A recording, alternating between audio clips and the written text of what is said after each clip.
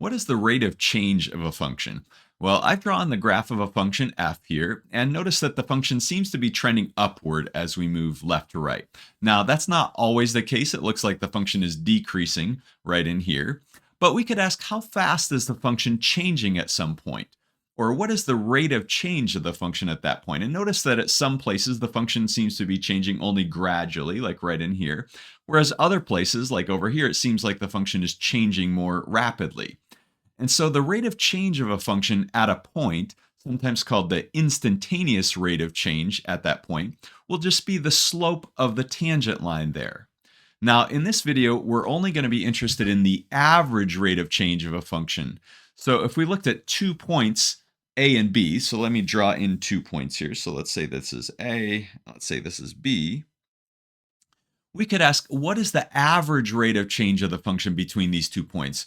Or how quickly is the function changing on average between those 2 points? And what that's really asking for is the slope of the secant line between those 2 points. So we could draw in a comma f of a and b comma f of b. And if we were to look at the slope of the line that connects these 2 points, so the rise over the run, the change in y values divided by the change in x values, that would tell us how quickly the function is changing on average between a and b. So we have this definition: the average rate of change of a function f between x equals a and x equals b is given by this formula, f of b minus f of a over b minus a. That's really rise over run, or the change in y values divided by the change in x values. And like I just mentioned, this is just the slope of the secant line between x equals a and x equals b. So here's a picture of a function f. And the slope of that secant line between a and b, the slope of that blue line, is just rise over run. Okay, so that's f of b minus f of a, that's this distance, divided by b minus a, that's this distance. So let's look at an example. Find the average rate of change of the function f of x equals 1/4 x squared minus 2x plus 7 between x equals 2 and x equals 8. Okay, so we're going to draw a graph of this in a minute here, but let's do this just based on our definition. So our definition was f of 8 minus f of 2 divided by 8 minus 2. Okay, now what is 8 minus 2? Well, that's easy. That's just 6. The change in x values between these two is just 6.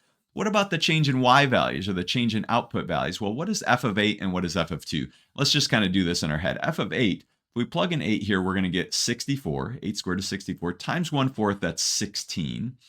But then 2 times 8 is also 16. So we have a 16 minus 16, that's 0, plus 7. Turns out that f of 8 is 7. Okay, and then what is f of 2? Well, if we plug in 2, we get 2 squared is 4. 4 times 1/4 is just 1. And then 2 times 2 is 4. So we have 1 minus 4, that would be negative 3, plus 7, that would be 4. Okay, so just to be clear here, f of 8 was 7, and f of 2 was 4. Okay, and when we work out the details, notice that we get 3 in the numerator, 6 in the denominator. So 3/6 is the average rate of change, or we could reduce that to 1/2. 1/2 is the average rate of change of this function between x equals 2 and x equals 8. Now, here's a Desmos graph of that function.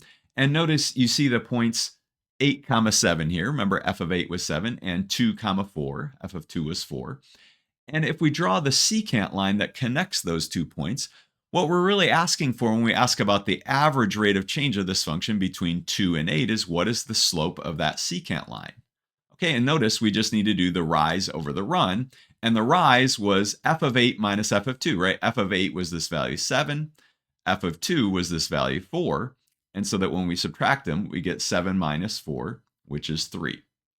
Okay, and then the run, of course, is just 8 minus 2, which is 6. And so therefore, the average rate of change was this by definition, and when we simplified it, we get 1/2. Okay, let's look at a real world example. The price of one share of Costco stock at the beginning of 2014 was $118.78. And I looked it up, and that's approximately what it was. And the price at the beginning of 2024 was $655.58. Find the average rate of change of the stock price between 2014 and 2024. Now, notice all that we really know about the stock price is these two data points. We don't know what happened to the price of the stock between these 2 years, 2014 and 2024. We don't know how it was increasing or decreasing. It may have dipped down below here and then gone way up. We don't know. But these two values are enough information to tell us what was the average rate of change of the stock price between 2014 and 2024.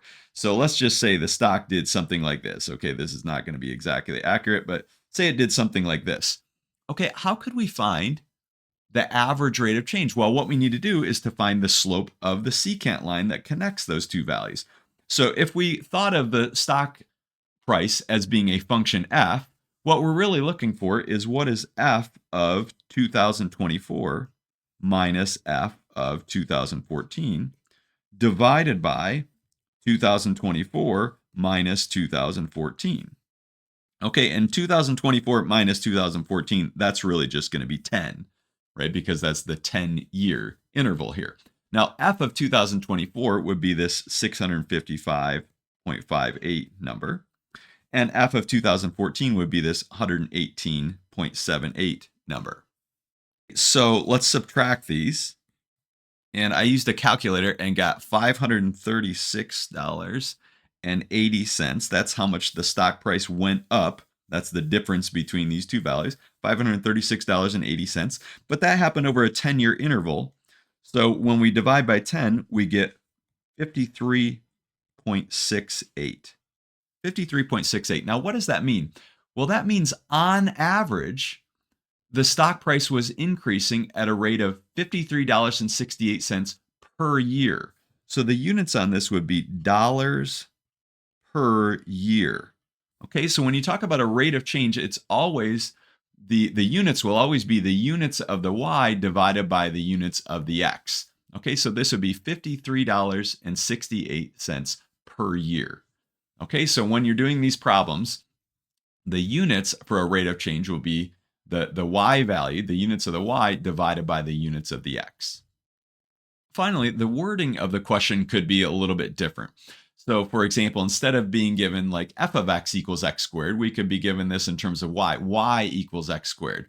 Now remember, our formula for our average rate of change was f of b minus f of a over b minus a. Well, how could we do this in terms of y? You could think of this as like y of x equals x squared, and then the formula would just be y of b minus y of a over b minus a. Usually we don't write y of x, but it would be totally fine to write it like that. Just remember that this does not mean y times b, right? It's y of b, y of a. But then also the question could be worded a little bit differently like this. So find the average rate of change of y with respect to x if x changes from -2 to 3. Well, before we were saying between x equals -2 and x equals 3, but you could say find the average rate of change of y if x changes from -2 to 3. So how could we do this? Well, what we need to do is find the y value when x is -2 and find the y value when x is 3. So we could write y equals -2 squared, which would be 4. So in other words, this is really y of -2. Y of -2 is -2 squared, which is 4. What that really means is the ordered pair y comma or -2 comma 4 is on the graph. We could also write y of 3 equals 3 squared, which is 9. So again, I just wrote it y equals this, but you could write y of 3. So what that means is the ordered pair 3 comma 9 is on the graph. So again, we're just going to look at the slope between these 2 points. So that the difference between the y values, the change in y values, divided by the change in x values. So it's going to be 9 minus 4 over 3 minus a -2. So that would be 5 over, well, 3 minus a -2 is like 3 plus 2, be 5 over 5, which is 1. So we could graph this though. So notice I've graphed the function y equals x squared right here. And we were asking between -2 and 3, what is the average rate of change of this function? Well, notice here's the ordered pair -2 comma 4. Here's the ordered pair 3 comma 9. And so the question is really, what's the slope of the secant line that connects those 2 points? Well, what is the rise between the 2 points and what is the run between the 2 points? Well, notice the run is 5. To get from -2 up to 3, the run is 5.